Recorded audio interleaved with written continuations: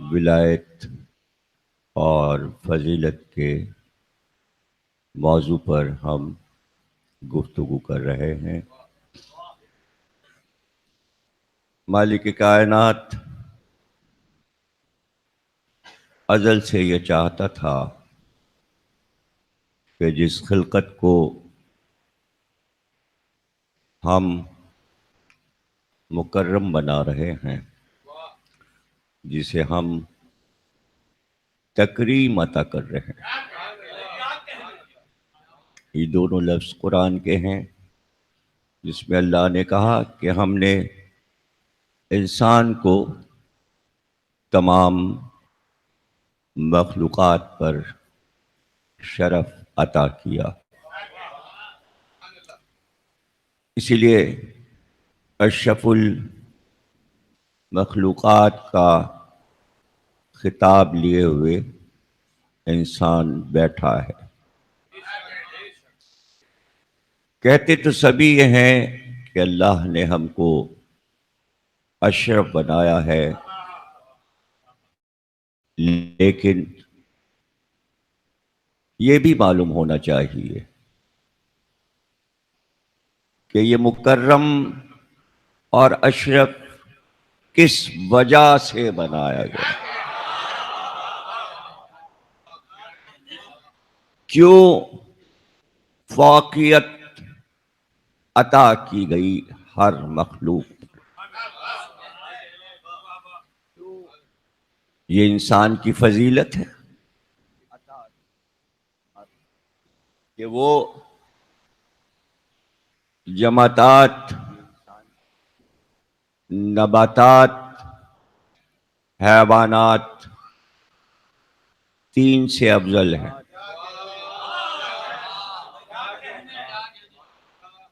تین مخلوقات سے افضلیت لیے بیٹھا ہے، مگر علی کی فضیلت کسی طرح سے نہیں۔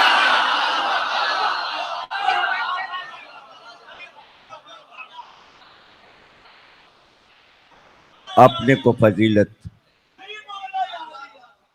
دے رہا ہے خودی زبانی، کاش کہ دنیا کی تمام بسنے والی قوموں کو یہ بات ذہن نشین ہو جائے کہ اللہ نے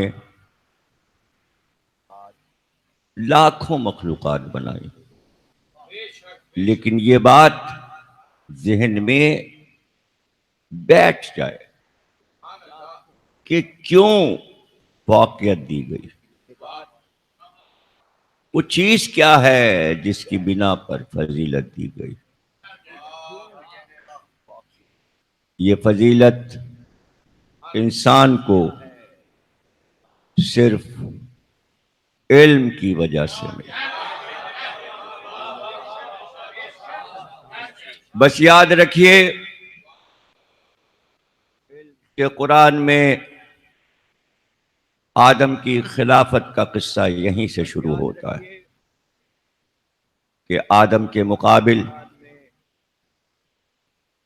فرشتوں نے دعویٰ کیا کہ ہم میں سے بنا، اس کو کیوں بنا رہا ہے؟ اللہ نے کہا اچھا تم اگر اپنے دعوے میں سچے ہو تو اسما بتاؤ۔ اب علم کی بات آ گئی، یعنی بتاؤ بتاؤ۔ انہوں نے کہا جتنا علم تو نے ہم کو عطا کیا ہے ہم اس سے زیادہ نہیں جانتے۔ تب ہم نے آدم سے کہا اب تم بتاؤ۔ آدم نے بتا دیا تو اللہ نے اعلان کر دیا اب سمجھ میں بات آئی، ہم نے اس کو تم پر فضیلت دی ہے علم کی وجہ سے۔ یعنی انسان اپنی فضیلت تمام مخلوقات پر علم کی وجہ سے لیے بیٹھا ہے۔ یہی بات ہم 1400 سال سے کہہ رہے ہیں، جو علم امت میں علی کا تھا کسی کا نہیں۔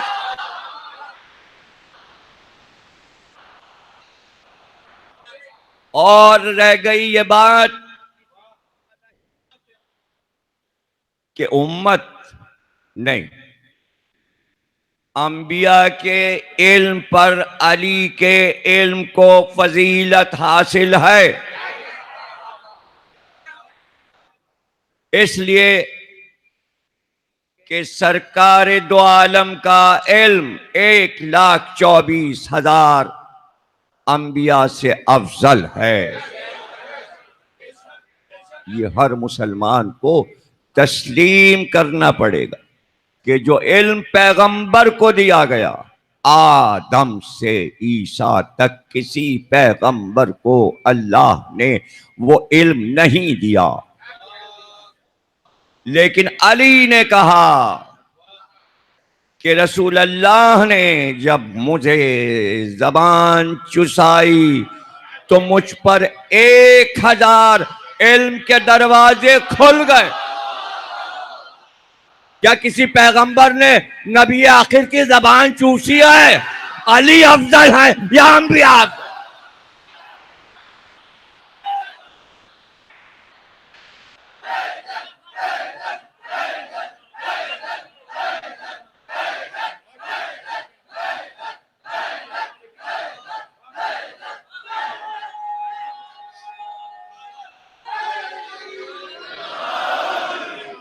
ایک 1,000 علم کے دروازے مجھ پر کھل گئے اور میں نے ایک ایک دروازے سے 1,000 دروازے۔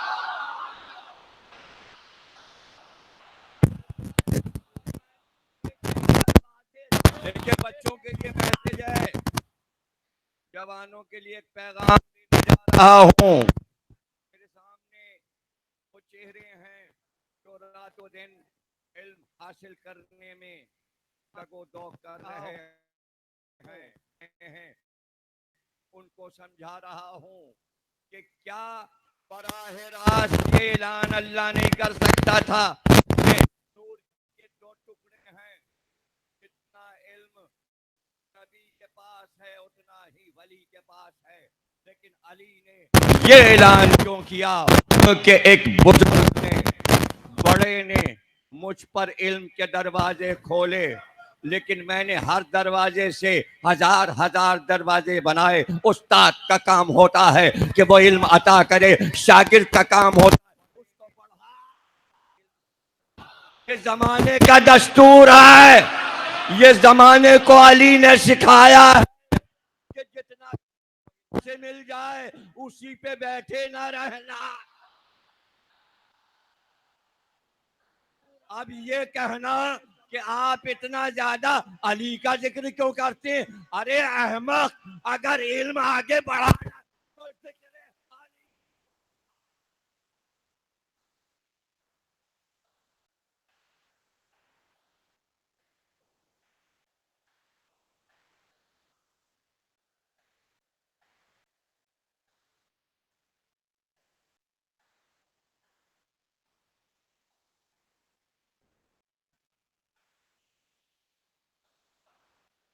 ذکر ہوگا کہ طالب علم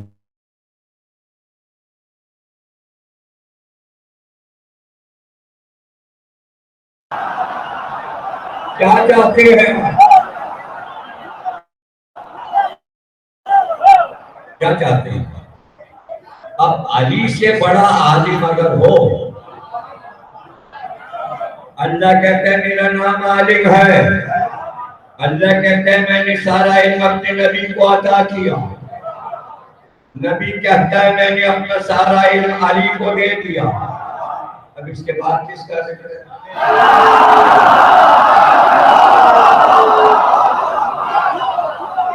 اس کا اب علی کے علم کو جانا ہے مہدی تک، علی تو علم کا سمبل ہے،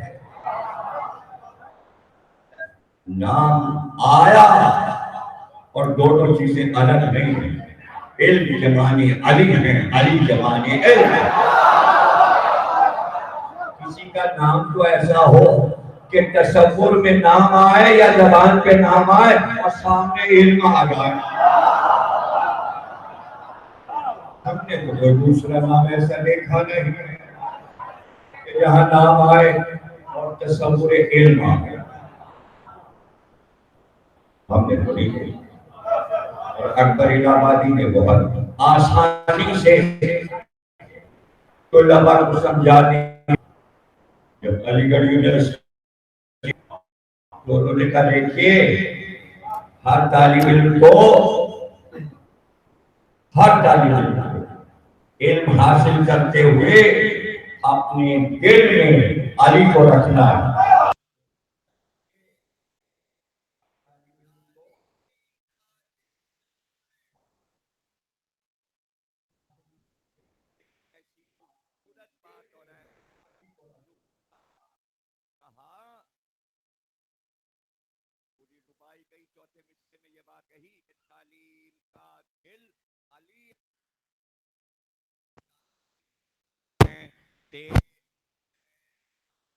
یہ میم تو ادھر تے ہے ادھر میم ہے، بیچ میں لکھا ہے علی۔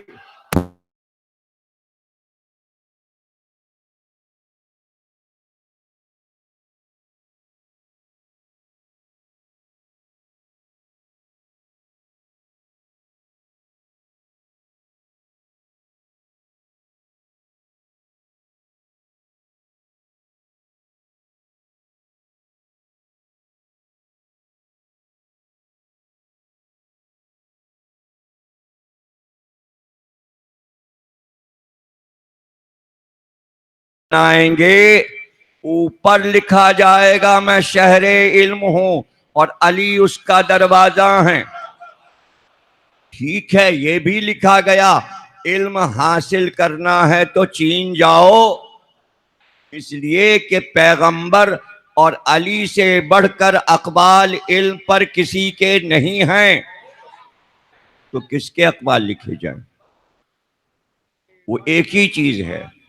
اگر آپ کہیں میں شہر علم ہوں اور علی اس کا دروازہ ہے، اسی کا ترجمہ ہوتا ہے علم حاصل کرنے جاؤ چاہے چین جانا پڑے۔ دونوں حدیثیں ایک ہی ہیں، اور بہت سمجھا چکا ہوں، بتا چکا ہوں کہ حدیث عربی میں ہے اردو میں نہیں ہے۔ حدیث یہ لوکانا فی السین، اگر علم حاصل کرنا ہے تو سین جاؤ، اس لیے کہ عربی میں چے نہیں ہوتا، پہلے سین کہا تھا۔ آپ نے ترجمہ ساؤنڈ کے اعتبار سے سین کا چین کیا، لغت نہیں دیکھا کہ پیغمبر نے جو حدیث کہی ہے وہ سین لکھا کیسے جاتا ہے۔ جب حدیث لکھی جاتی ہے تو سواد سے سین لکھا جاتا ہے، سین سے نہیں۔ اگر سین سے سین لکھا جائے تو اس کا مطلب ہوگا سینہ، یعنی کوہ سینہ، سینہ والا پہاڑ۔ سین کے معنی سینہ، یعنی کوہ طور پہ جاؤ، کوہ سینہ پہ جاؤ اگر علم حاصل کرنا۔ لیکن پیغمبر نے سواد سے سین کہا، اور اب تک حدیث سواد سے لکھی جاتی ہے۔ اب جب لغت آپ دیکھیں گے عرب کی کہ سین کسے کہتے ہیں تو وہاں آپ کو چین لکھا ہوا نہیں ملے گا، تو آپ نے حدیث کا ترجمہ غلط کیا اردو میں۔ سین کا ترجمہ چین نہیں ہے، ہر عربی لغت میں سواد سے سین کے معنی لکھے ہیں۔ نہیں تو پہلے یہ تو طے کر لیں، یہ تو بتا دیں گے کہ سین کے آگے کیا لکھا ہے، لیکن پہلے یہ تو بتا دیں کہ عربی میں چین کو کیا کہتے ہیں؟ چین کو کیا کہتے ہیں؟ چین کا نام کیا ہے؟ کیا چین والے خود اپنے کو چین کہتے ہیں؟ ان کا اپنا نام کیا ہے؟ وہ اپنے آپ کو، ان کا اپنی زبان میں نام ہے سائیکو۔ چینی اپنے ملک کو سائیکو کہتے ہیں۔ یہ سب سے قدیم نام چین کا ہے۔ چین نہیں بولتے، یہ تو آپ چائنا چین سے چائنا بنا لیا، چین سے چائنا بنایا، کوئی چین والے چائنا نہیں کہتے، وہ اپنے کو سائیکو کہتے ہیں۔ چین کو کیا کہتے ہیں؟ تو لغت تو دیکھیں گے نا۔ دیکھیے لغت دو طریقے کی ہوتی ہے، دو طریقے سے بنتی ہے اور دونوں طریقے کی بازار میں ملتی ہے۔ ایک وہ کہ جو اسٹوڈنٹ انگریزی میں بہت تیز ہے وہ والی لغت خریدے گا، انگریزی والی، انگریزی لفظ دیکھا اور پھر اردو میں اس کا ترجمہ دیکھ لیا۔ لیکن کمزور جو انگریزی میں ہوتا ہے طالب علم، وہ والی لغت خریدتا ہے کہ اردو لفظ دیکھ کر یہ دیکھنا کہ اس لفظ کو انگریزی میں کیا کہتے ہیں۔ دونوں طرح کی چھپی ہوئی لغتیں موجود، تو آپ دونوں طریقے سے دیکھ لیجئے۔ یہ دیکھیے عربی اور انگریزی لغت دیکھ لیجئے، اردو اور عربی دیکھ لیجئے، یہ پتہ لگا لیجئے کہ چین کو عربی میں کیا کہتے ہیں۔ تو اردو عربی لغت، عربی اردو لغت۔ تو اب جب آپ اردو لغت میں دیکھیں گے کہ چین کو عربی میں کیا کہتے ہیں، تو عربی میں چین کو کہتے ہیں غزن، غین زواد نو غزن، غزن نہیں، وہ ہے غزن جو ہے وہ غین زی نو، وہ غزن غزنوی والا غزن ہے، اور یہ غزن ہے زواد سے۔ اب عربی تو پڑھے گا غدن، غدن غدن، ہم پڑھیں گے غزن۔ چین کو عربی میں غزن کہتے ہیں اور خود چائنیز اپنے کو سائیکو کہتے ہیں۔ تو عربی میں چین کا لفظ جو ہے وہ ہے ہی نہیں، غزن۔ تو اگر سرکار کہتے کہ چین جاؤ تو کہتے غزن، عربیوں سے کہتے جو تم کہتے ہو چین کو وہاں جاؤ۔ آپ نے کہا لوکان فی الصین۔ اب جب آپ سوات سے سین دیکھیں گے تو آپ کو پتا چلے گا تلاش کرتے ہوئے کہ نجف کا پرانا نام سین ہے۔ پیغمبر نے خبر دی تھی کہ گھبرانا نہیں، اگر تم نے علی سے دشمنی رکھی تو پھر علم حاصل نہیں کر سکو گے، علم حاصل کرنا ہے تو نجف تک چلے جانا۔ تو اب ترجمہ یہی ہوا، میں شہر علم ہوں، علی اس کا دروازہ ہے، علم حاصل کرنے جاؤ نجف دروازہ وہاں ہے۔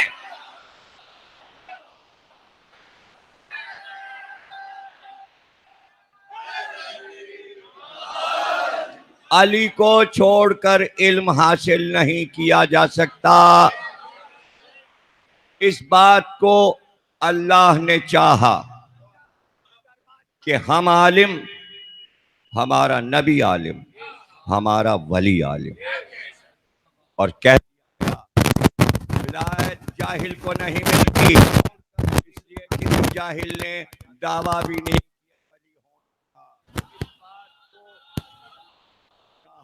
دعویٰ نہیں کیا۔ کر بھی نہیں سکتا.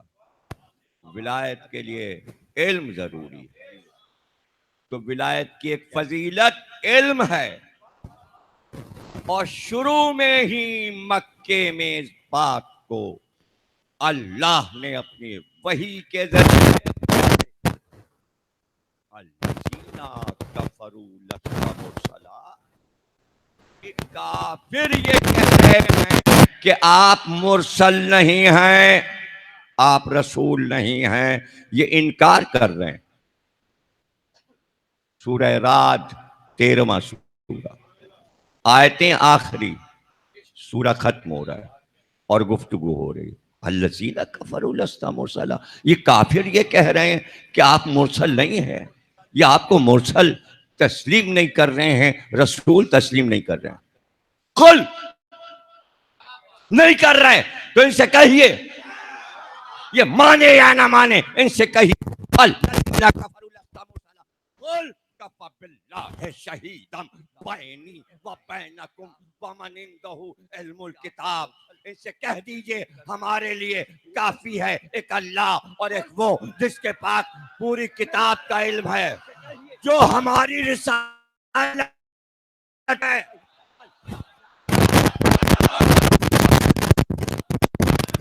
وَمَنْ عِنْدَهُ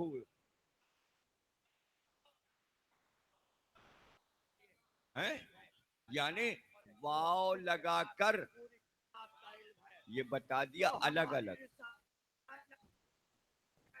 احمد آئے، محمد آئے، یوسف آئے اور یعقوب آئے، یہ آئے اور وہ آئے.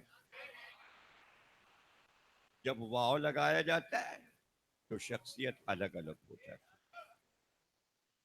بہت کوشش کی، لکھنے والوں نے اس آیت کا ترجمہ کیا جو اللہ ہے وہی عالم کتاب ہے، لیجئے.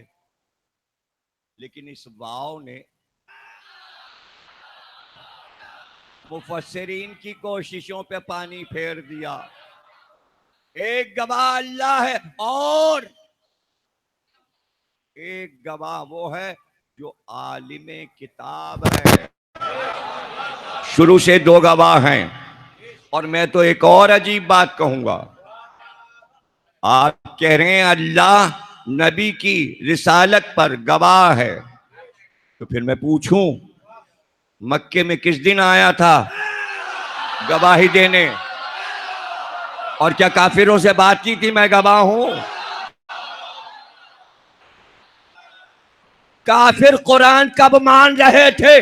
کیا آپ یہ کہیے کہ قرآن کے ذریعے اللہ اپنے کو گواہ منوانا چاہتا ہے تو وہ مان کب رہے تھے؟ جب مرسل نہیں مان رہے تھے تو کتاب کو کیسے مان لیں گے؟ اور وہ کہہ رہے تھے یہ کوئی رب ہے جو دکھائی نہ دے. وہ محمد کے رب کو ماننے کو کہاں تیار تھے جو یہ مان لیتے کہ ان سے کہیے، کہہ دیجئے تم مانو یا نہ مانو، دو گواہ کافی ہیں. تو پہلا ہی گواہ جو ہے وہ آ ہی نہیں رہا ہے. تو سوال یہ ہے کہ ایک گواہ تو ایسا ہو رسالت پر جو نظر آتا ہو. اب گھبرا نہ جائیے گا، گواہ اللہ نے رسالت پہ دو رکھے، ایک اپنے کو رکھا، ایک عالم کتاب کو رکھا. لیکن اس کو یہ اطمینان تھا کہ جو دوسرا گواہ دے رہا ہوں وہ اپنے کو تو منوائے گا گواہ، مجھے بھی منوا.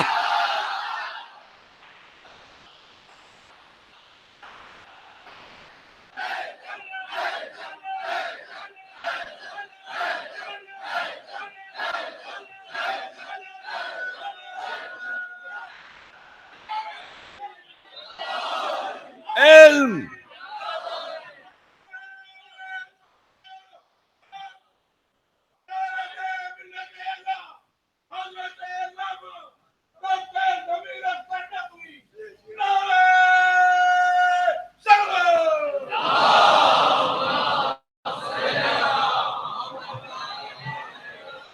گفتگو آیت پر ہوگی، کل بھی ہوگی، پرسوں بھی ہوگی. 70 علی کی فضیلتیں علی کی زبان سے. آپ ولایت کو آسان سمجھتے ہیں؟ علی کو ولی اللہ نے قرار دیا تو علی کی ولایت کی تصدیق کے لیے پہلے اللہ نے اپنے کو ولی کہہ لیا. پہلے دن گفتگو ہو چکی. پھر رسول کو ولی کہہ دیا, پھر علی کو ولی کہا. کیوں؟ پہلے اپنے کو ولی کہا, پھر رسول کو ولی کہا. کیوں؟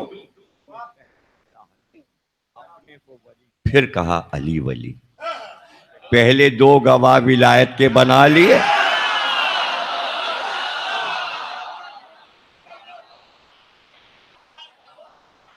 اب لوگ پریشان ہوتے ہیں تین ہی کلمے کیوں ہیں؟ تین ہی رہیں گے, کلمے تین ہی رہیں گے. ازل سے تین کلمے لوح پہ لکھے ہیں, قلم نے لکھا ہے, اللہ نے بولا تھا, قلم نے پوچھا تھا کیا لکھوں, اللہ نے کہا لکھ لا الہ الا اللہ. قلم تھما, اب کیا لکھوں؟ اللہ نے کہا لکھ محمد الرسول اللہ. قلم نے کہا اب کیا لکھوں؟ اللہ نے کہا لکھ علی ولی اللہ.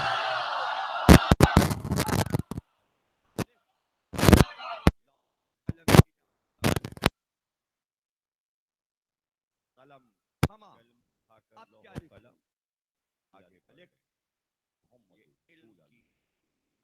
قلم نے کہا اب کیا لکھوں؟ اللہ نے کہا علی ولی.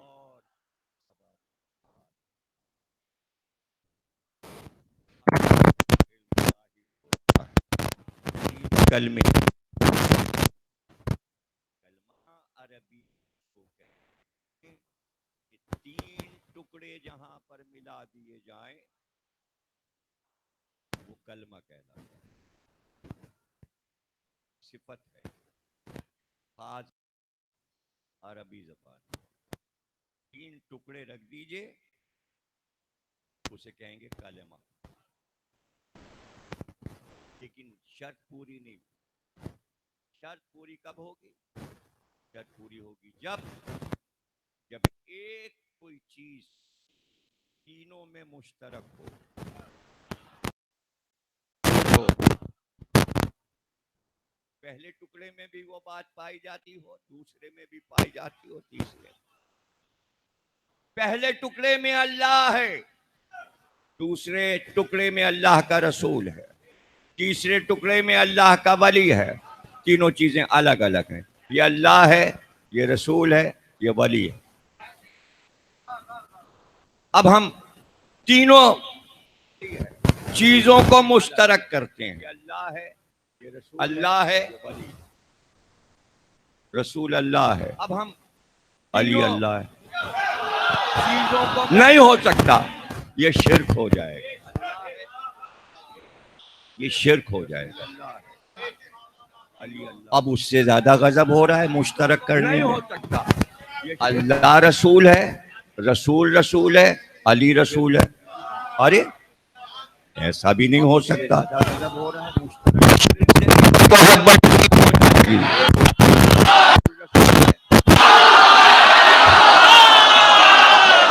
نہ تینوں اللہ ہیں نہ تینوں رسول ہیں, لیکن اللہ کہتا ہے تینوں.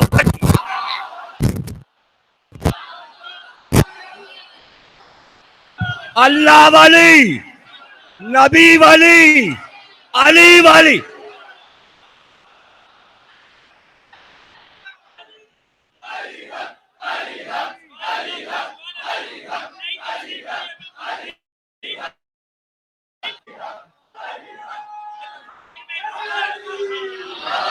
یاد رکھنا میرا جملہ, کلمہ ثابت ہی نہیں ہے علی ولی اللہ کے.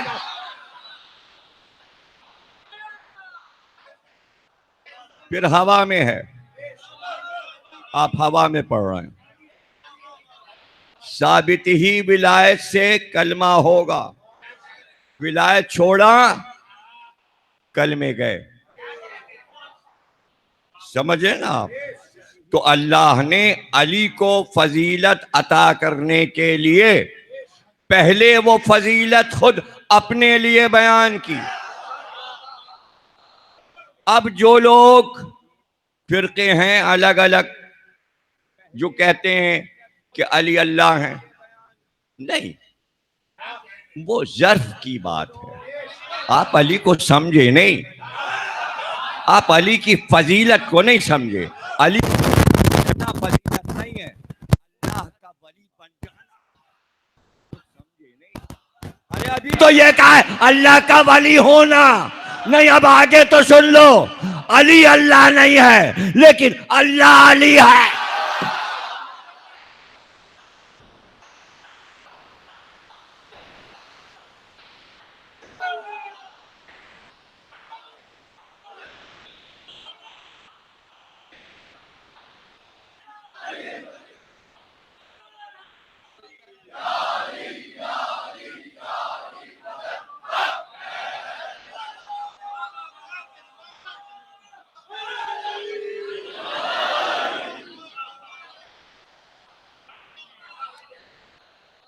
حضرت مولانا محمد میدان میں آئے اور رجس پڑھا. میر انیس کہتے ہیں دونوں بچوں نے رجس پڑھا.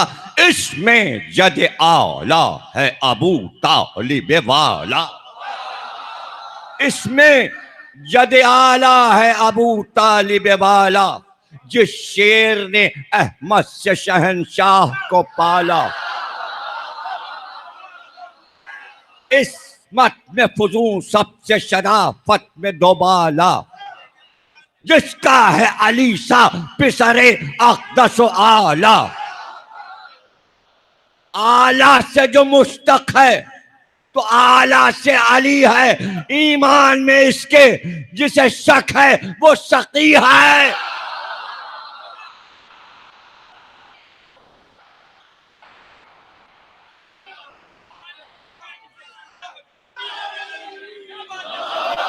دیکھیے آلہ سے مشتق ہے یعنی آلہ سے علی لیا گیا ہے. وہ آلہ ہے یا علی ہے، لیکن پھر اسے اطمینان نہ ہوا جب تک کہ اس نے یہ نہ کہہ لیا کہ میرا نام علی ہے. ارے قرآن میں دیکھ لو جہاں اللہ کے نام لکھے ہیں اس میں علی نام.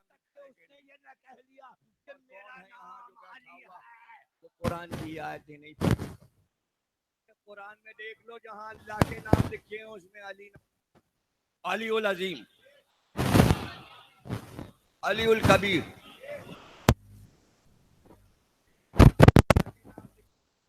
بار آئی میں علی العظیم ہوں، میں علی الکبیر ہوں. تو کبیر کہنے کی کیا ضرورت تھی؟ کبیر کے معنی بڑا. میں بڑا علی ہوں.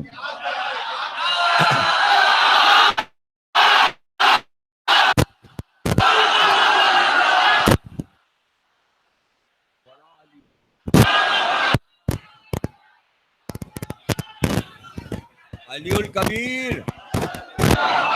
دیکھیے چاند رات سے اب تک بار بار میرے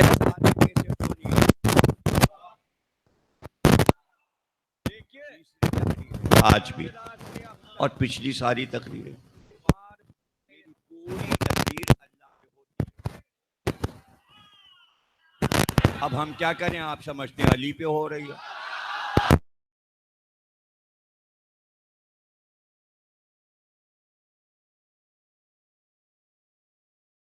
اور تقریر ختم بھی اللہ کے ذکر تک ہوتی رہتی. اللہ پہ تقریر ہو رہی ہے. میں کہیں سے اللہ کو مائنس کر کے آل محمد کا ذکر نہیں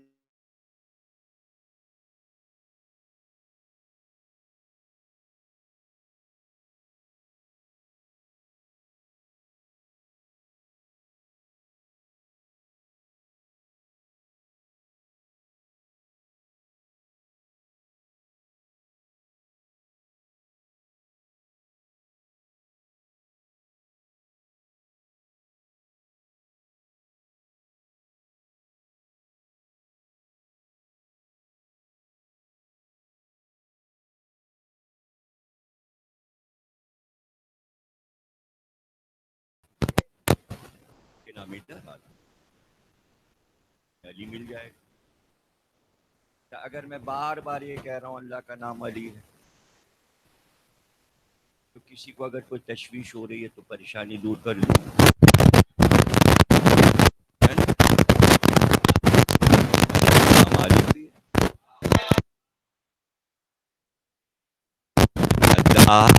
میں عالم عالم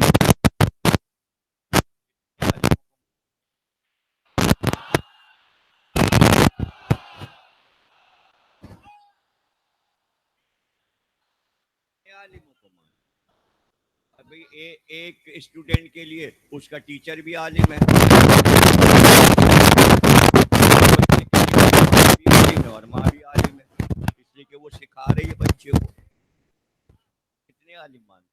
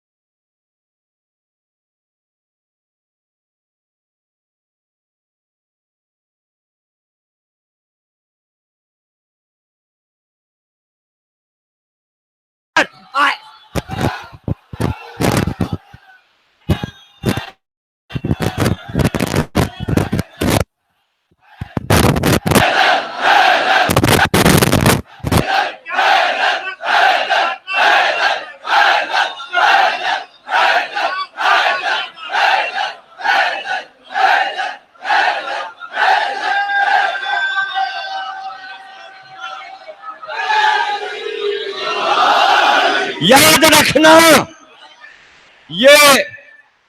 یہ اللہ اور رسول کے بعد دنیا کا سب سے بڑا عالم بول رہا ہے اور وہ کہہ رہا ہے 70 منقبتیں 70 میری فضیلتیں جو میں خود بیان کر رہا ہوں.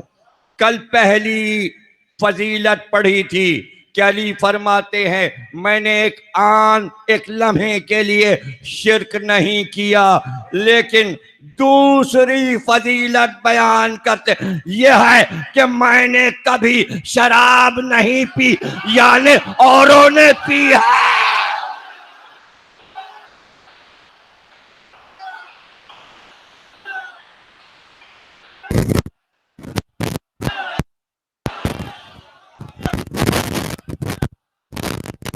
میں نے کبھی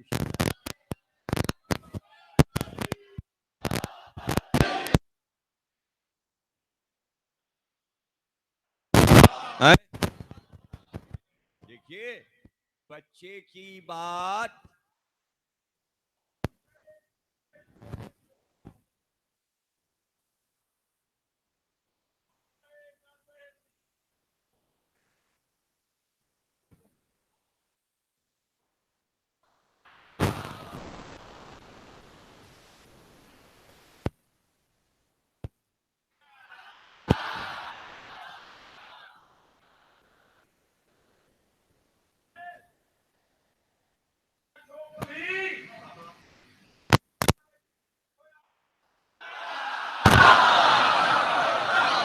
صلوات پڑھے.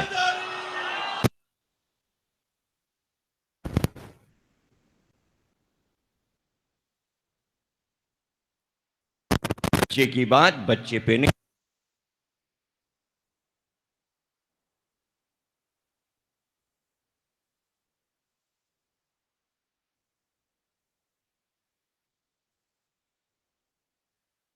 زمانے میں انگلینڈ کے وزیر اعظم تھے.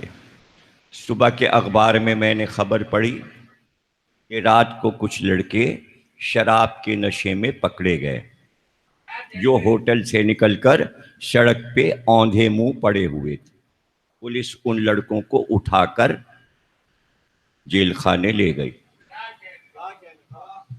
جب وہاں ان کی انکوائری شروع ہوئی اور بلدیتیں لکھی جانے لگیں تو پتہ چلا اس میں ایک لڑکا انگلینڈ کے وزیر اعظم ٹونی بلیئر کا ہے.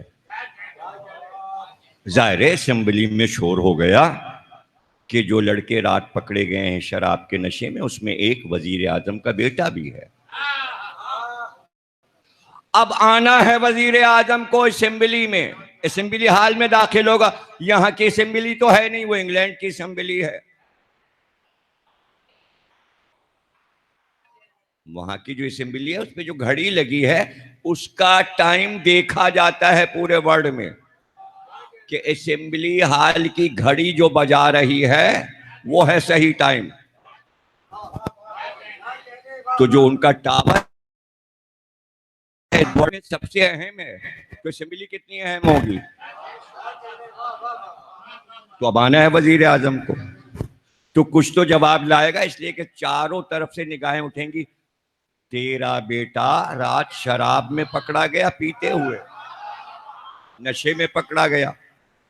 آتے ہی اس نے تقریر شروع کی اور اس نے پہلا جملہ کہا کہ مجھے آج اندازہ ہو گیا کہ کسی ملک کی وزارت کرنا آسان ہے لیکن بیٹے کی تربیت کرنا مشکل ہے. نہیں سمجھے؟ نہیں سمجھے؟ وزارت آسان ہے، بیٹے کی تربیت مشکل ہے. اس لیے نبی نے ابو طالب سے علی کو لے لیا. میں پالوں.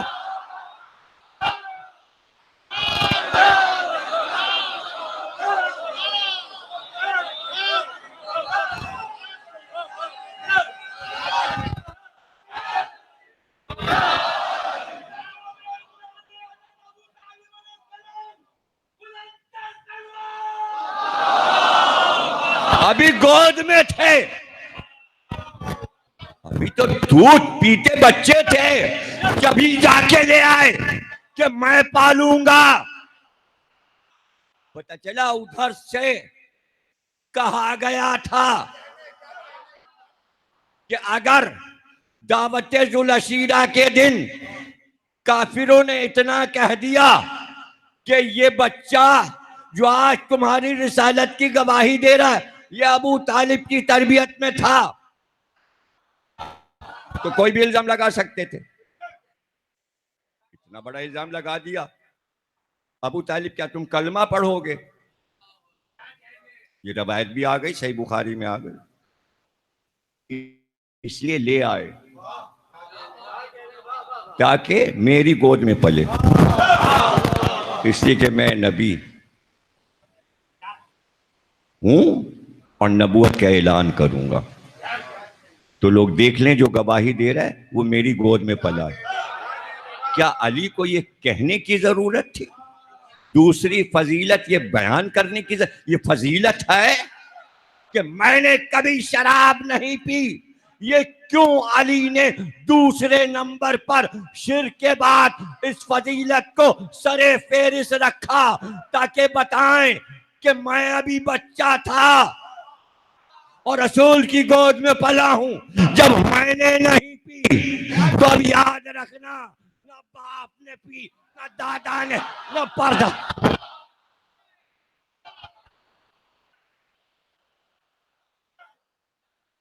بتانا تھا کہ رسول نے پالا ہے، تربیت کی ہے، تربیت رسول کی ہے. یعنی علی نے بتا دیا سوچ سمجھ کر مجھ پر اعتراض کرنا، تربیت رسول کی ہے. میں نے جملہ کیا کہا تھا؟ بچے کی بات بچے پہ نہیں رہتی، بزرگوں پہ جاتی ہے. علی کو اپنے بزرگوں کی لاج رکھنی تھی.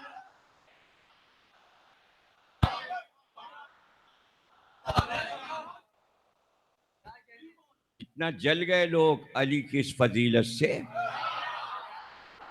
ہاں، آیت کسی اور کے لیے اتری تھی، جب نشے میں ہو تو نماز کے قریب نہ جائیں، تھی کسی اور کے لیے۔ علی نے کہا نہیں،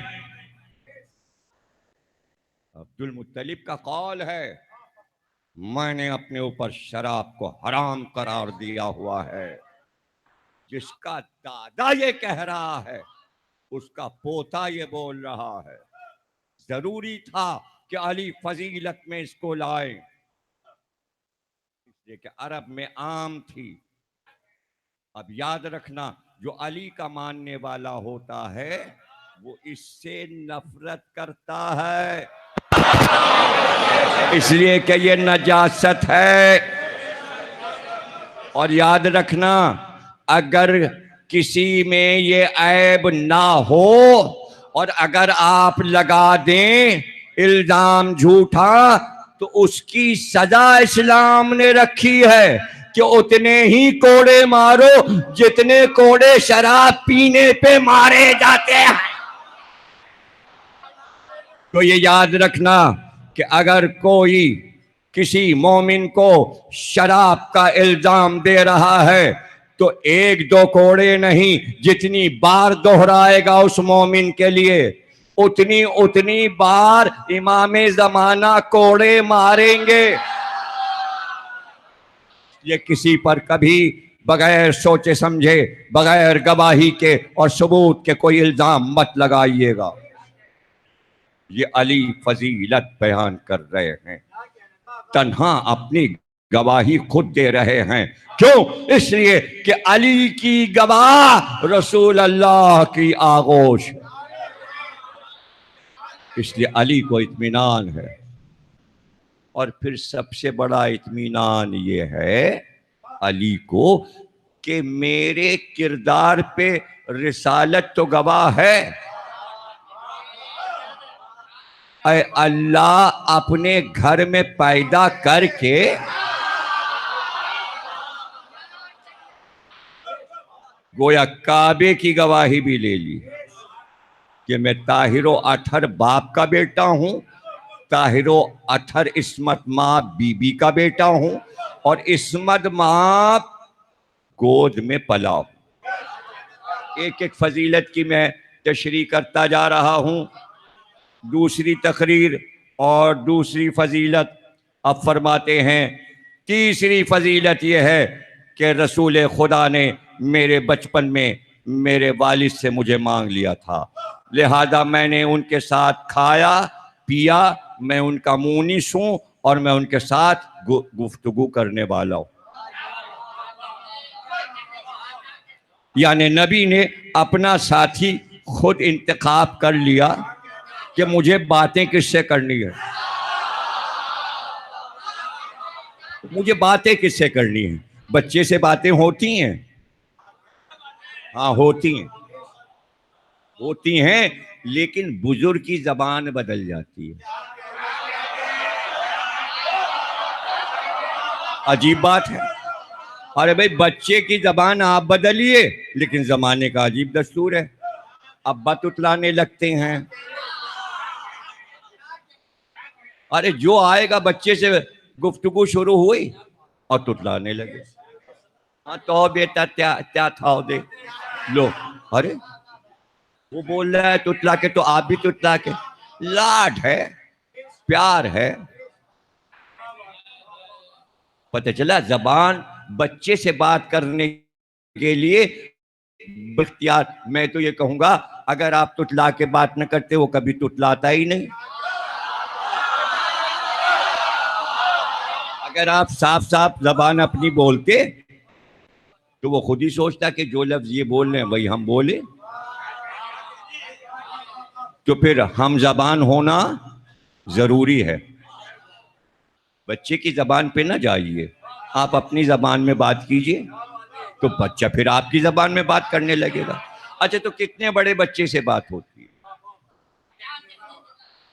کہتے ہیں جب بچہ گود میں لے کر بزرگوں کے پاس لایا جاتا ہے تازہ، नौमौलूद, तो उसके होठों पे वो पहले से तैयारी होती है, चांदी की कटोरी में ज़ाफ़रान घोल के रखते हैं और ज़रा सा ज़ाफ़रान लेके बच्चे के होठ पे लगा देते हैं। बस ज़ाफ़रान लगा और वो मुस्कुराया। ये बच्चे की पहली मुस्कुराहट होती, वरना पैदा तो रोता हुआ होता है। यानी अब रो चुका, अब ये मुस्कुराए, इसकी जिंदगी मुस्कुराते गुजरे। इसलिए ज़ाफ़रान को तशबीह देते हैं हंसी से, ज़ाफ़रान जार हो गए, यानी हंसते हंसते ज़ाफ़रान खिलने लगा। ये वजह पता है ज़ाफ़रान से हंसी और मुस्कुराहट का क्या रिश्ता है? अब ऐसी बातें बताते हैं आपको, इस पे कोई तबसरा नहीं करता जो हम इतनी मालूमात में इजाफा कर।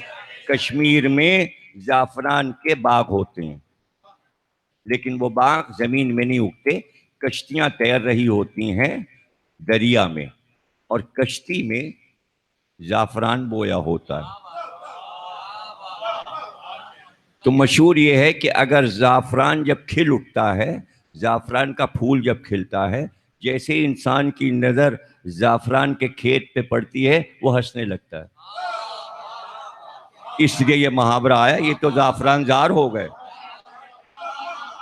ज़ाफ़रान देखकर हंसी आती है, बल्कि ज़ाफ़रान का नाम सुनकर हंसी आती है, इसलिए बच्चे के होठों पे ज़ाफ़रान लगा देते हैं। तो अब पहली गुफ्तगू जो होती है वो इशारे में होती है। यानी बुजुर्ग के पास लाया गया तो उन्होंने ये वाली उंगली भैया रखा, यहाँ पे बच्चे को गुदगुदी होती है और वो हंसा, आंखें खोली और मुखातिब हुआ और गूंगा शुरू हो गई। ये पहली गुफ्तगू बुजुर्गों की बच्चे से शुरू होती है। भाई बस यही कहते हैं अब्बास बिन अब्दुल मुत्तलिब कि हमने ये देखा कि पहले एक साया बरामद हुआ और वो रुकने यमानी की तरफ गया, और फिर हमने ये भी देखा चांदनी रात थी, 13वीं का चांद था, कामिल हो रहा था, और वो साया फिर काबे के अंदर चला गया। समझ में ना आया कि अंदर कैसे समा गया। फिर उसके बाद हमने देखा कि दिन निकला, दिन चढ़ा, तो मैंने देखा अब्दुल्लाह का लाल दोष पे चादर डालकर तेज कदमों के साथ काबे की तरफ चला, काबे की तरफ चला, लेकिन काबे के दरवाजे में ताला लगा था। तो हमने ये देखा कि अब्दुल्लाह का बेटा रुकने यमानी की तरफ गया। ये रुकने यमानी क्या है? यानी 4 कोने तकसीम थे कुछ कबाइल के लिए कि इतने इतने कबाइल इस कोने पे दुआ करेंगे, सबके नाम है रुकने शुमाली, रुकने जुनूबी, रुकने यमानी, सीधे हाथ का रुख, यमन कहते सीधे हाथ को, उस तरफ यमन था, और सीधे हाथ को कहते हैं यमन। यमानी यानी सीधे हाथ की तरफ का रुख खाना काबा का। तो ये हाशिम के दुआ मांगने की जगह थी, इसीलिए वहीं पर फातिमा बिनते असद आई थी। अब्बास बिन अब्दुल मुत्तलिब कहते हैं वहीं पर अब्दुल्ला का लाल आया, और हमने देखा कि उन्होंने दोनों हाथ उठाकर कुछ दुआ पढ़ी। जैसे ही दुआ पढ़ी वैसे ही वो दीवार शक हो गई, मोहम्मद अंदर चले गए। काबे के दरवाजे में तो ताला पड़ा था, और फिर देखा कि उसी तरफ से दीवार फिर शक हुई, एक बार नहीं टूटी, 3 बार टूटी है, इसलिए अब तक टूटी हुई है। और फिर हमने देखा कि आगे आगे मोहम्मद थे, पीछे खातून बुर्कापोश चादर में थी, और नबी के हाथों पर नौमौलूद। ये है जनाब, अंदर दाखिल हुए रसूल अल्लाह, करीब पहुंचे, अभी तो आमद हुई है, अब वहां जाफरान, मुस्कुराहट, रोना और ये और वो, तो यहां तो पता चले कि यहां क्या हुआ। हाँ, यहां क्या हुआ? हुसैन बख्श जाड़ा हुज्जतुल इस्लाम है, आलिम है, 14 जिल्दों में तफसीर कुरान लिखी है, छपी हुई आपको 14 की 14 जिल्दें मिल जाएंगी। अच्छा, क्या करेंगे खरीद के? دکان پہ جائیے گا ذرا دکھائیے, الٹ پلٹ کے دیکھتے رہیے گا, وہ سمجھے گا خریدیں گے. کیا کریں گے خرید کے؟ گھر میں قرآن موجود ہے. دیکھتے رہیے گا, جو بات بتا رہا ہوں وہ دیکھ لیجئے گا, نظر بچا کے دکاندار کی. سورہ مومنون کھولیے گا, اور جیسے ہی آپ کھولیں گے بسم اللہ الرحمن الرحیم, پہلی آیت, اس پہلے آیت پہ نشان بنا ہوگا, کس کی تفسیر حاشیے پہ دیکھو تو آپ نیچے لکھا ہوا دیکھیں گے, پہلی آیت کے ہی ذیل میں سورہ مومنون کے نیچے ایک واقعہ حسین بخش جاڑا نے لکھا ہے, اور وہ یہ لکھا ہے کہ رسول اللہ کعبے میں پہنچے, فاطمہ بنت اسد کی گود سے علی کو لیا اور اپنے ہاتھ پر علی کو لیا, اور لینے کے بعد اب وہ لکھ رہے ہیں ذمہ دار حسین بخش جاڑا ہے, میری ذمہ داری نہیں ہے, بچے کو ہاتھ پہ لیا, اور جیسے ہی بچہ ہاتھ پر آیا ایک بار رسول اللہ نے فرمایا یا علی کچھ سناؤ.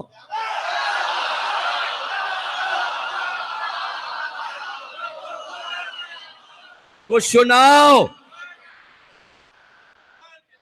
تو علی نے پیغمبر سے فرمایا, ہاتھ پر گفتگو بھائیوں میں شروع ہو گئی. کہاں سے میں نے تمہید کی ہے کہ جب بچہ دنیا میں آتا ہے تو پہلی زبان کیا ہوتی ہے, گفتگو کیا شروع ہوتی ہے. یہ کس بات پہ پڑھ رہا ہوں؟ علی کی تیسری فضیلت یہ ہے کہ میں نبی سے گفتگو کرنے والا ہوں. ارے جب آپ ساتھ رہتے ہیں تو گفتگو تو کرتے ہوں گے, یا آپ کس طرف اشارہ کر رہے ہیں کہ میں نبی سے گفتگو, یعنی وہاں بھی گفتگو کرتا تھا, یہاں بھی کی, اور معراج میں بھی, یہاں بھی کی, وہاں بھی کی, وہاں بھی کی, اور یہاں بھی کی, اور کہا علی کو سناؤ. تو اب حسین بخش جاڑا لکھتے ہیں کہ اس لیے یہاں پر سورہ مومنون کی تفسیر میں لکھ رہا ہوں کہ علی نے کہا یا رسول اللہ کیا سناؤں, توریت سناؤں, زبور سناؤں, انجیل سناؤں, قرآن سناؤں. دعوت ذوالشیرہ شروع ہوگا, علی 12-13 برس کے ہوں گے, نبی 40 برس کے ہوں گے, پھر پہلی وحی اقرا آئے گی. ابھی تو علی آئے ہیں, علی آئے ہیں, آیا نہیں آیا, علی آئے. ہاں یہ کہہ لیجیے آیا بن کے علی, آیات بن کر آ گئے. تے کو حذف کر دیتے ہیں تو آیت کو آیا بولتے ہیں عربی میں. آیت, آئے پر آئے, آئے پر آئے. اردو میں محاورے آ گئے. کیا مطلب؟ توریت, زبور, انجیل, قرآن. آیت کیا کہہ رہی ہے؟ قل کفی باللہ شہیدا بینی و بینکم ومن عندہ علم الکتاب. عالم کتاب شرط نہیں لکھی, کون سی کتاب؟ یعنی جتنی کتابیں میں نے نازل کی ہیں ہر کتاب کا وہ عالم ہے. اب پتہ چلے گا. رسول اللہ نے فرمایا یا علی قرآن سے سناؤ, یا علی قرآن سے سناؤ. علی نے کہا یا رسول اللہ کہاں سے سناؤں, کہاں سے سناؤں؟ رسول اللہ نے فرمایا سورہ مومنون سناؤ, سورہ مومنون سناؤ. علی نے سورہ مومنون کی تلاوت شروع کی, ابھی رسول کی گود میں ہیں, آغوش میں. سورہ مومنون پڑھنا شروع کیا. اب وہ کہتے ہیں اس لیے میں شروع ہی میں لکھے دے رہا ہوں کہ علی نے آتے ہی یہ سورہ تلاوت فرمایا رسول اللہ کی گود میں آ کر. اب میں کس سے پوچھوں؟ رسول اللہ سے پوچھوں کہ علی سے کہ سورہ مومنون کی تلاوت کیوں ہو رہی ہے؟ تو ظاہر ہے کہ اس وقت ائمہ سے پوچھا ہوگا کہ علی نے آتے ہی رسول اللہ کو سورہ مومنون کیوں سنایا؟ تو وجہ یہی معصومین نے بیان کی کہ رسول اللہ نے علی سے اس لیے فرمائش کی کہ علی کے شیعوں کا اس سورے میں ذکر ہے، تو امام ایسا ہو کہ آتے ہی دنیا میں عصمت ماں گود میں آپ کا تذکرہ۔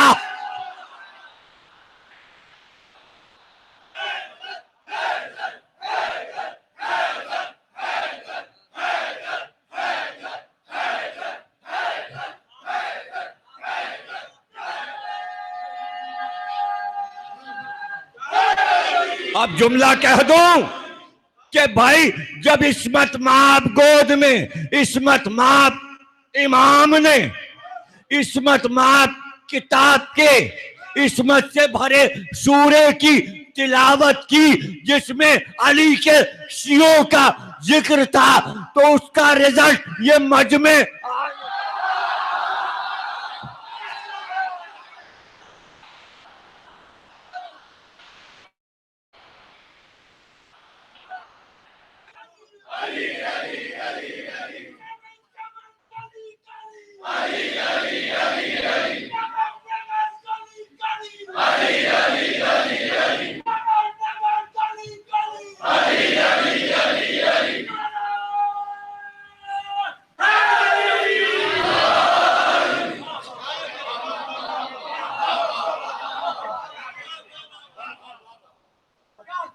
ہمارے ملک پاکستان کا سب سے قابل احترام طبقہ ہمارے ملک کی فوج ہے۔ جتنی بھی تعریف کی جائے کم ہے۔ ملک میں انہوں نے جو امن قرار دیا، لوگ لڑ رہے تھے ذوالجناح پر، انہوں نے بتا دیا کہ فوج ہماری گھوڑوں کا احترام کرتی ہے۔ یہ کل پڑھا؟ ارے بھائی یہ تو مولانا مودودی نے تفسیر قرآن میں سورہ ولادیات کی تفسیر میں لکھا ہے کہ آج فوج میں جو حیثیت ٹینک کی ہے، ٹینک کی، یہ مودودی کے جملے ہیں، میرے نہیں ہیں، تفہیم القرآن 30ویں پارے کی تفسیر میں سورہ ولادیات کی تفسیر چھپی ہوئی جلدیں بازار میں موجود ہیں، آپ کہیے گا ذرا دکھا دو۔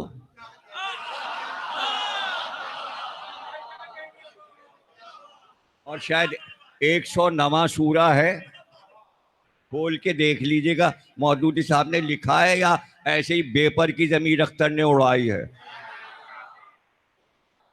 لکھا ہے، دیکھ لیجئے گا۔ جو ٹینک کی حیثیت ہے آج، وہ عرب میں گھوڑے کو وہ حیثیت حاصل تھی۔ تو ظاہر ہے فوج پرانے ٹینک کو کیوں بھول جائے؟ گھوڑا پولیس کے پاس بھی ہوتا ہے، گھوڑا فوج کے پاس بھی ہوتا ہے، اور یہ کوئی ضروری نہیں ہے کہ صرف اسلامی ملک میں ہو۔ ہر ملک میں آپ کو گھڑ سوار فوجی بھی ملیں گے اور گھڑ سوار پولیس والے بھی ملیں گے۔ حالانکہ اب گھوڑے کا دور نہیں رہا، کاروں پر ہی سب چلتے ہیں، گاڑیوں پہ چلتے ہیں۔ لیکن اگر پولیس اپنی شان ظاہر کرنا چاہے یا فوج اپنی شان ظاہر کرنا چاہے تو گھوڑوں پہ سوار ہو کے کار وہ نہیں کر سکی جو آج بھی گھوڑا شان بتا رہا۔ اب سمجھے پیغمبر کو گھوڑا کیوں پسند تھا۔ اور جو لوگ گھوڑے کے نام سے چڑھتے ہیں، اب تک میرے سمجھ میں نہیں آیا کہ ان کے چڑھنے کی وجہ کیا ہے۔ اس لیے کہ کوئی نبی ایسا نہیں ہے جس کے ذکر میں گھوڑے کا ذکر نہ ہو۔ ارے حد ہے، انبیاء تو بیٹھے ہیں گھوڑوں پر، جبریل امی گھوڑے پہ بیٹھے ہیں۔ سامری والا واقعہ آپ کو بارہا سنایا ہے کہ موسیٰ کے ساتھ جبریل جب بھی آئے تو گھوڑے پہ سوار، ایک جوان کی شکل میں۔ تو گھوڑا بہت اہم ہے، اسی لیے میں کہتا ہوں جو اعتراض پہ لگے ہوئے ہیں، وہ ایک بار غور سے میری کتاب ذوالجناح پڑھیں تو وہ شیعہ اور سنی دونوں کے لیے لکھی گئی ہے۔ اب یہ کہ اس کتاب کے اثرات 12-13 برس کے بعد اب ہو رہے ہیں۔ اچھا، ایک طرف اچھے اثرات ہیں اور نہ پڑھنے کے برے اثرات ہیں۔ کتابیں اسی لیے لکھی جا رہی ہیں کہ آپ لیجئے اور پڑھیے۔ اب ہم کیا کریں؟ کیا مقتل سے اس واقعے کو نکال دیں؟ کیوں بھائی؟ بچپن سے ہم نے کتنے محرم دیکھے ہوں گے، لیکن ہم نے یہ روایت ہر ذاکر سے سنی ہے اور ہر کتاب میں پڑھی ہے جو واقع کربلا سے متعلق ہے، کہ 2 محرم کو جیسے ہی چاند پر حسین کی نظر پڑی، گھوڑا چلتے چلتے رک گیا۔ اسے مقتل سے نکال دیں؟ گھوڑا چلتے چلتے رک گیا۔ اب روایت پڑھ لیجئے، حسین گھوڑے سے اترے، کا دوسرا گھوڑا لاؤ، نہیں آگے بڑھا، کا تیسرا گھوڑا لاؤ۔ کہتے ہیں 12 یا 13 گھوڑے حسین نے تبدیل کیے، لیکن کسی گھوڑے نے قدم آگے نہیں بڑھایا۔ اب یہ سب تو آپ جب کتاب پڑھیں گے تو پتہ چلے گا کہ اونٹ اور گھوڑا دونوں سرزمین کو پہچانتے ہیں۔ انہیں یہ پتا ہوتا ہے کہ میرے مالک کو کہاں اترنا ہے۔ پہلے یہ واقعہ سنا دوں، پھر واپس اسی جگہ پر آ کے تقریر کو تمام کرتا ہوں کہ رسول اللہ ہجرت کر کے آئے، اپنی اونٹنی پر بیٹھے ہوئے تھے، لوگ بڑے مدینے کے لوگ نکل آئے، ہمارا گھر خالی ہے، ہم نے انتظام کر دیا ہے، کھانے کا انتظام ہے، بستر لگا دیا ہے، ہمارے گھر میں آئیے، ہمارے گھر میں آئیے، ہمارے گھر میں آئیے۔ نبی اونٹ سے اترے، اونٹنی سے ناقے سے اترے، اور آپ نے کہا ابھی فیصلہ ہو جائے گا۔ اس نے چلنا شروع کیا۔ اب اس کی مہار رسول اللہ نے چھوڑ دی تھی، زمین پر خط دے رہی۔ اس نے چاروں طرف جیسے اونٹ فضا کو دیکھ کے سانس لے کر پہچانتا ہے کہ یہ سرزمین میرے مالک کے لیے صحیح ہے کہ نہیں، اس نے فضا میں سانس لی اور چلنا شروع کیا اور ایک دائرہ بنایا۔ آپ نے کہا جہاں جہاں یہ اونٹ کی مہار نے نشان بنایا ہے، نشان کھینچ دو، یہاں اللہ کا گھر بنے گا۔ ایک اونٹ کی رسی نقشہ بنا رہی ہے مسجد نبوی کا، آپ کو جانور سے چڑ کیا ہے؟ گھوڑا رک رہا ہے، حسین گھوڑے پر گھوڑے بدل لیں۔ اب ذوالجناح کو لایا گیا، حسین ذوالجناح پر سوار ہوئے، کہا اس سے آگے بڑھ۔ ذوالجناح نے اپنے سر کو ہلایا اور گردن سے اپنے پیروں کی طرف اشارہ کیا۔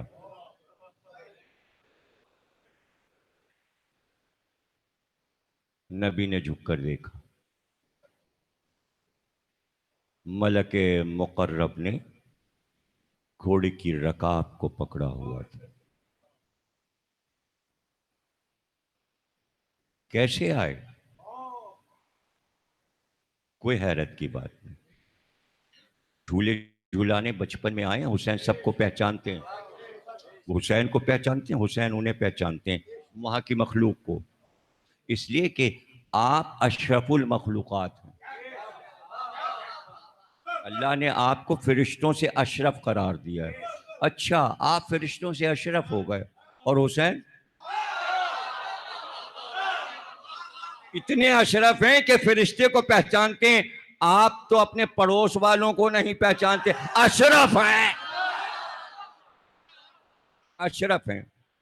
ہاں اس دن پہچانیں گے جب فرشتے آئیں گے ملاقات کے لیے اور ظاہر ہو جائیں گے تو اس وقت بتانے والا بتا نہ پائے گا کہ اب ہم نے فرشتوں کو دیکھا. چل رہے ہیں ساتھ وہ دونوں ادھر اور ادھر, تو کیا معاذ اللہ آپ فرشتوں کو نہیں پہچانتے تو حسین بھی نہیں پہچانے؟ کیا مطلب ہے آپ اپنا جیسا نبی اور امام کو بنانا چاہتے ہیں؟ کیسے آئے؟ بات تحفہ درود و سلام کے مالک کائنات کہتا ہے کہ حسین سے میرا سلام کہو. جملہ سنیے گا, بہترین مقتل کے جملے سنا رہا ہوں آپ. مقتل حسین, کربلا کا آغاز. بات تحفہ درود و سلام کے مالک کائنات یہ فرماتا ہے, جاؤ حسین سے کہو وعدہ گاہ آ گئی. وعدہ گاہ آ گئی. مالک کائنات کو حسین کا سلام عرض کرو, بعد حمد الہی کے اس کی درگاہ میں جا کر حسین کا پیغام پہنچا دو.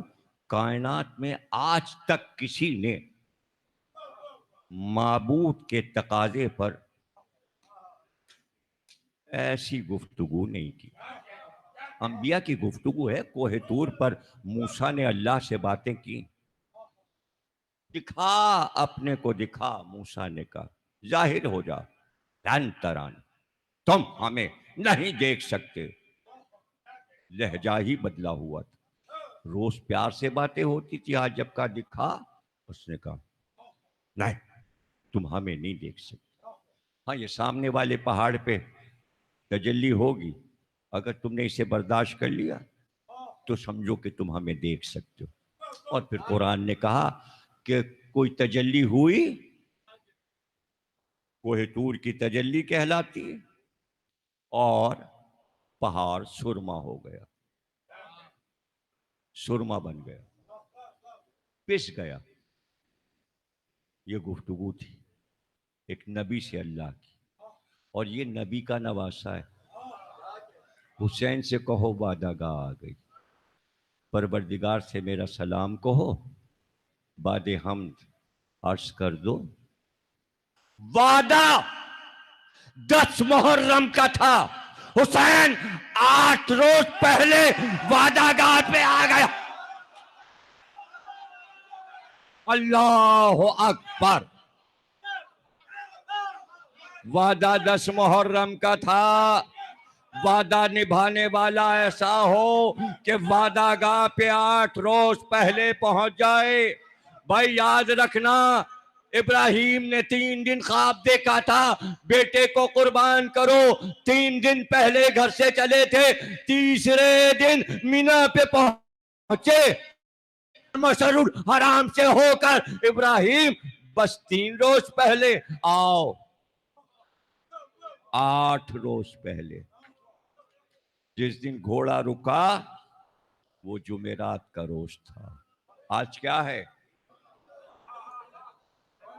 آج کیا ہے؟ جمعرات. جب 2 محرم جمعرات کو ہوگی تو عاشور کس دن ہوگا؟ جمعے کو. اب کی 2 محرم جمعرات ہے, آج عاشور جمعے کو. سن 61 ہجری میں ایسا ہی ہوا تھا. نوچندی کیا ہے؟ یعنی حسین نے نیا چاند جو دیکھا وہ جمعرات کا روز تھا. چاہنے والوں نے ہر مہینے کی پہلی جمعرات کو وہ یاد زندہ رکھی. آج وہ دن ہے جمعرات کا جس دن حسین نے وہ چاند دیکھا جس چاند میں حسین کو شمر کا خنجر نظر آیا.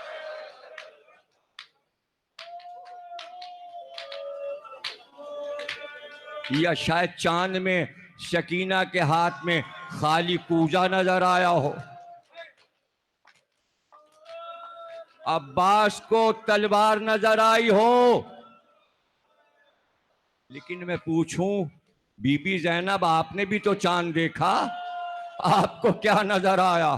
کہتے ہیں جب چاند دیکھ چکی آواز دی فضا. تمہیں معلوم ہے جب میں چاند دیکھ چکتی ہوں تو علی اکبر کا چہرہ دے. بلا علی اکبر کو. کہاں ہے لیلا کا چاند؟ 2 محرم جمعرات.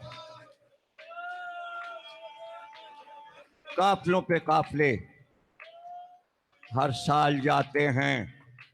آپ بھی جاتے ہیں کبھی محرم میں، کبھی رجب میں، کبھی چہلم پر، لیکن آپ ضرور جاتے ہیں فرات کے کنارے.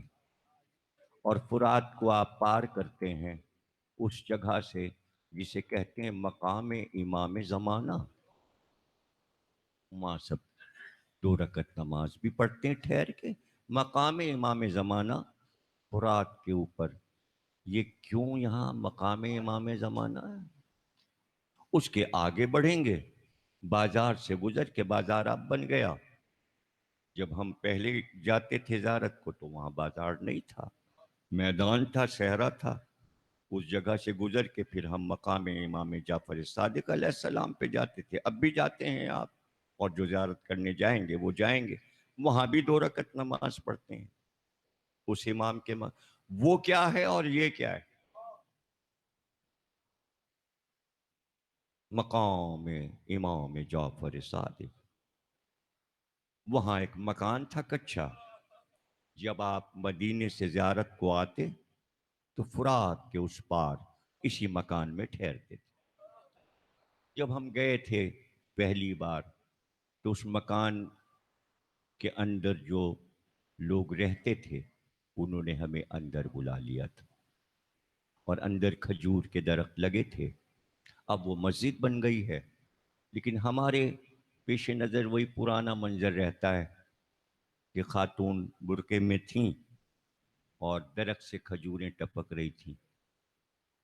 وہ دوڑ کر گئیں اور ایک برتن میں بہت سی کھجوریں ہم لوگوں کے لیے، زائرین کے لیے لائیں، اور انہوں نے کہا یہ درخت امام صادق کے ہاتھ کے لگائے ہیں، ہم آپ کو یہ تبرک دے رہے ہیں. ہم نے عالم وقت سے پوچھا. جو مقامات ہم دیکھتے جاتے تھے آیت اللہ سید رفاقت سے ہم پوچھتے تھے یہ امام صادق وہاں کیوں ٹھہرتے تھے؟ کتابوں میں بھی دیکھا، لیکن عالم سے گفتگو کا لطف کچھ اور ہوتا ہے. انہوں نے کہا کہ جب امام سے پوچھا گیا آپ یہاں کیوں ٹھہرتے ہیں تو امام رو کے کہتے تھے ادھر سے حسین کربلا میں داخل ہو. یہ راستہ تھا ادھر سے قافلہ حسین کا کربلا میں داخل ہوا. یہ راستہ جا کے باب سدرہ پہ نکلتا ہے. جن لوگوں نے کربلا کو دیکھا ہے ان کے لیے میں عرض کر رہا ہوں، جو جائیں گے ان کے لیے بھی کہ آپ غور کیجئے گا. امام کہتے تھے ادھر سے حسین کی سواری کربلا میں داخل ہوئی تھی، اس لیے ہم نے یہیں پر گھر بنایا ہے. وہاں سے آپ قبر پہ زیارت کے لیے جایا کرتے تھے اپنے اصحاب کے ساتھ. جا رہے تھے، زیارت کی، اور پھر واپس روضہ حسین سے اپنے اس مقام پر جہاں رہائش پذیر تھے. ایک بار اصحاب نے کہا مولا فرزند رسول سب کچھ تو آپ نے دیکھا کربلا میں اور ہمیں بتایا، یہ دیکھیے یہ فرات ہے، یہ دریائے فرات ہے. امام نے مڑ کر دریا کو دیکھا. یہ شیخ صدوق جن کی خصال پڑھ رہا ہوں، فضیلتیں علی کی 70، انہوں نے لکھا ہے یہ روایت کہ ایک بار امام نے فرات کو دیکھا اور تیوریاں چڑھا کر کہا حسین کے بچے پیاسے رہ گئے اور تو اب تک بہے جا رہا ہے. شاید آواز سن لی، دریا نے آواز دی. خشک ہونا شروع ہوا تو دریائے فرات خشک ہو گیا. تو خشک نہیں ہوا تھا, زمین میں اتر گیا, زمین میں اتر گیا اور اندر ہی اندر دریا بڑھتا جاتا تھا یہ کہتا ہوا, عباس تم کہاں ہو, عباس. جزاک اللہ, ماشاء اللہ. جیسے آپ فضائل سنتے ہیں اسی طرح آپ مصائب بھی سنتے ہیں. اور پھر دریا نے عباس کے قدم پا لیے اور وہاں تک پہنچ گیا. اب فرات عباس کی قبر کے گرد طواف کر رہا ہے. جو لوگ سرداب میں گئے ہیں وہ جانتے ہیں پانی کا شور کیسا ہے اور فرات کیا ہے. آنے والی تقریروں میں بتائیں گے. پھر یہ کیا ہے جو آپ اب دیکھتے ہیں کہ دریا بہہ رہا ہے, جس کے دونوں طرف زینے بنا دیے گئے, اور یہ کیا ہے مقام امام زمانہ. امام صادق وہاں ٹھہرتے تھے جہاں سے حسین کربلا میں داخل ہوئے, لیکن جب امام زمانہ زیارت کے لیے آتے تھے تو اس مقام پہ ٹھہرتے ہیں جسے مقام امام زمانہ کہتے ہیں. اور یہ وہ مقام ہے جہاں پر چلتے چلتے حسین کا گھوڑا رک گیا تھا. اب ذوالجناح کی عظمت امام زمانہ سے پوچھو کہ ان سموں کے نشانوں کا علم امام زمانوں کو. تو کل جہاں حسین کے گھوڑے کے سم تھے وہیں تو آج مسجد بنی ہے اور سجدے ہو رہے ہیں. کچھ بھی نہیں سمجھے. جہاں رسول کے اونٹ نے اپنے قدموں کے نشان بنائے تھے آج پوری دنیا اسی مسجد نبوی پر سجدہ کر رہی ہے. بس کہنے کی دیر ہے تو میں مجرم ہو گیا, اور ہو رہا ہے تو کوئی اعتراض نہیں. مسجد وہاں بھی بنی ہے, مسجد وہاں بھی بنی ہے, تو پھر مجھ کو کہنے دو. اگر یہ نہیں کہنا تو پھر دوسری بات کہہ دو, جہاں رسول اور امام کا جانور اپنے سم رکھ دے وہاں اللہ کا گھر بنتا. یہ کہہ دو پاکیزہ سرزمین. رسول نے کہا یہیں بنے گی مسجد نبوی, یہیں بنے گی. تو امام زمانہ نے کہا یہیں بنے گا ہمارا مقام, اور یہ مسجد ہے, مسجد بنی ہوئی, لکھا ہے اس پر مقام امام زمانہ. یہیں ٹھہرا تھا ذوالجناح. اللہ دے وفائیں حسین کے اس گھوڑے کی تفصیل عرض کریں گے. دن گزر گیا, فرات کے کنارے سے خیمے ہٹ گئے, گشت میں خیمے لگ گئے. دن گزر گیا, رات آ گئی. 2 محرم کا دن گزرا, شب 3 آ گئی. شب 3 آ گئی نا, حسین کی بھی شب 3 آ گئی. ہلال ابن نافع کہتا ہے میں نے دیکھا اندھیرا بہت چھا گیا تھا کربلا میں. ایک بار حسین آدھی رات کو اپنے خیمے سے نکلے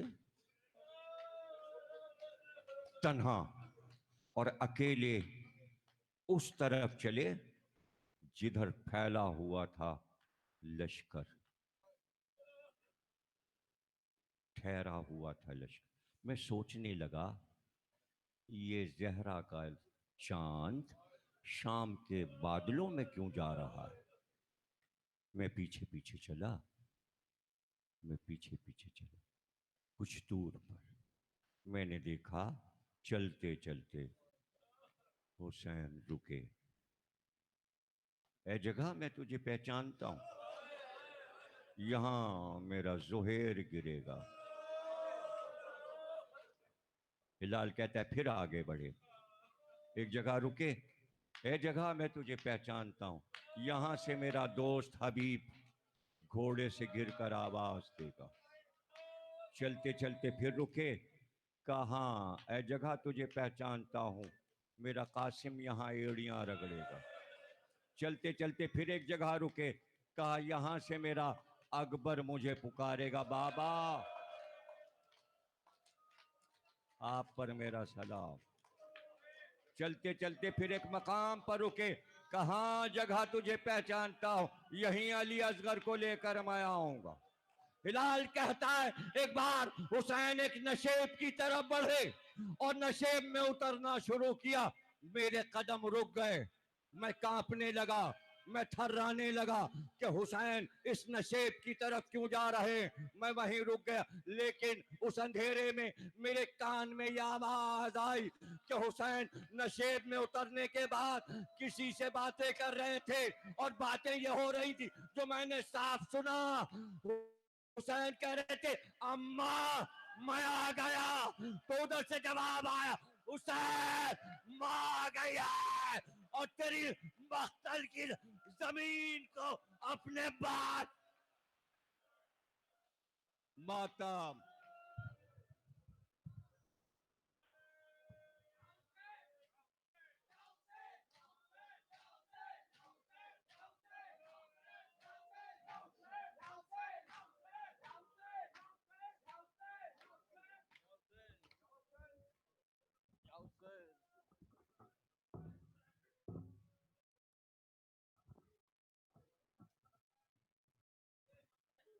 بی بی سغرا کا خواب پیش کر رہا ہوں جو بی بی سغرا نے خواب دیکھا۔ سغرا نے دیکھا خواب